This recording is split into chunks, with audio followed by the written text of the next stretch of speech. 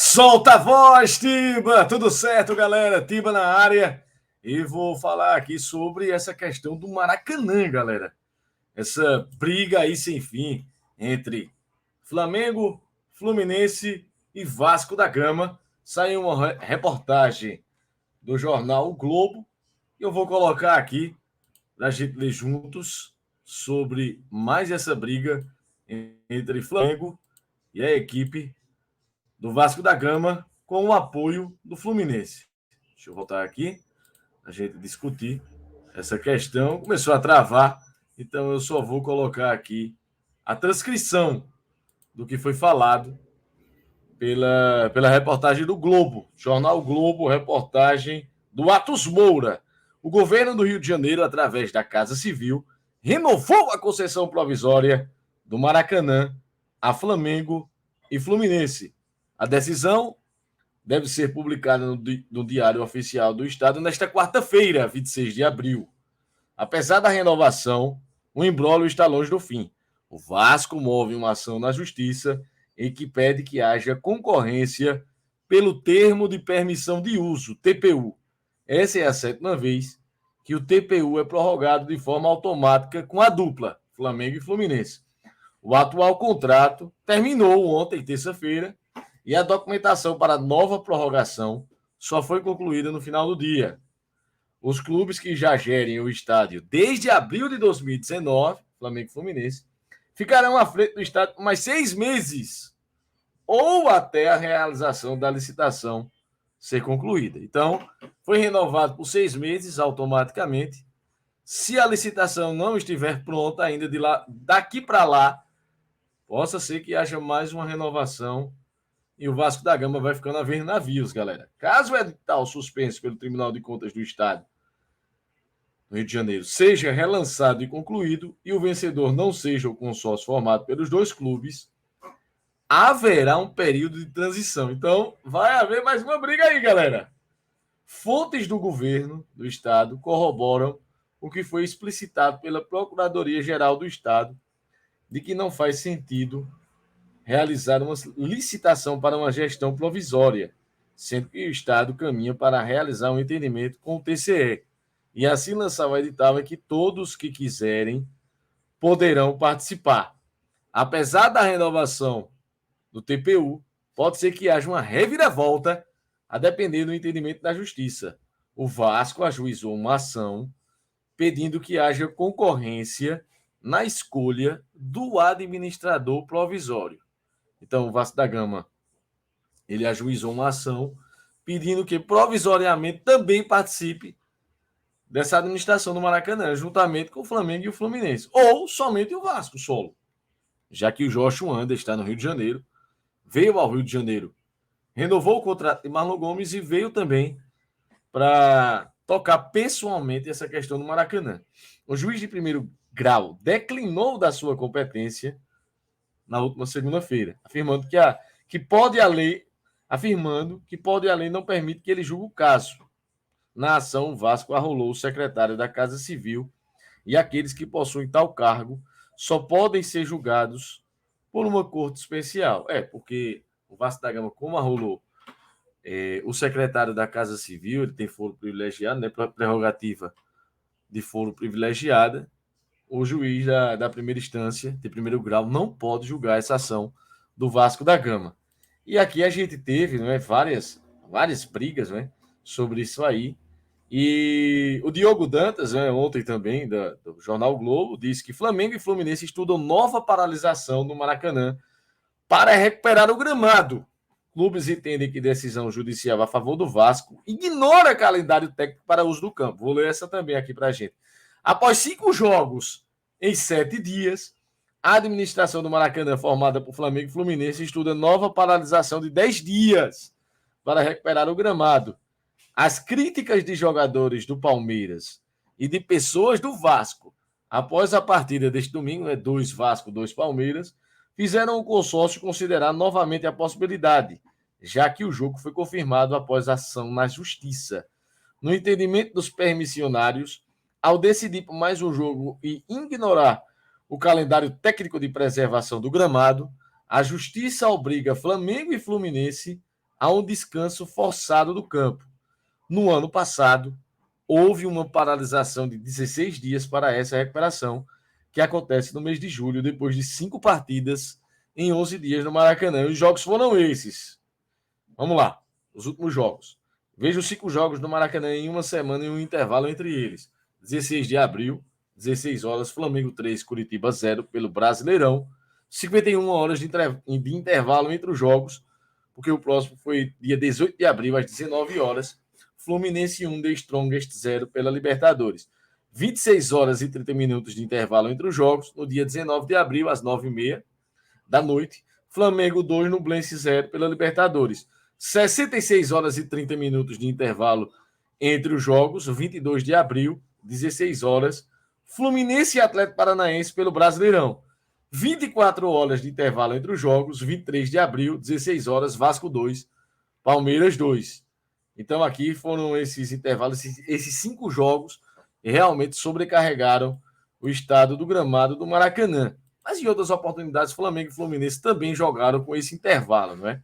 Então eu trouxe aqui algumas palavras de pessoas importantes aí do cenário, tanto do futebol do Vasco da Gama, quanto também do futebol do Fluminense e também do Botafogo, viu? Falando também sobre essa questão, eu começo aqui, galera, com o Mário Bittencourt, que falou ontem ao Sport TV, foi um quá nas redes sociais, e ele citou um Engenhão, né? As pessoas esquecem que o Engenhão também é público da Prefeitura do Rio de Janeiro, hoje controlado pelo Botafogo. A SAF acabou de trocar todo o gramado por grama sintética, que Fluminense e Flamengo são contra, porque nenhuma grande liga, nem a Copa do Mundo, permite grama sintética. Agora, como ele falou, também escutou, não é? O Tairo Arruda, que é o diretor-geral da SAF do Botafogo, falou o seguinte, que ele, Mário Bittencourt, é apenas um assistente do Flamengo. Eita! E essa briga vai esquentando. Quem falou também, galera, foi o Edmundo. Eu também trago aqui as palavras de Edmundo. Maracanã é do governo do estado e não de Flamengo e Fluminense. Vasco tem o direito de participar da licitação. A forma de administrar é discutível. Agora, legitimidade o Vasco tem, assim como o Botafogo, que não quer entrar.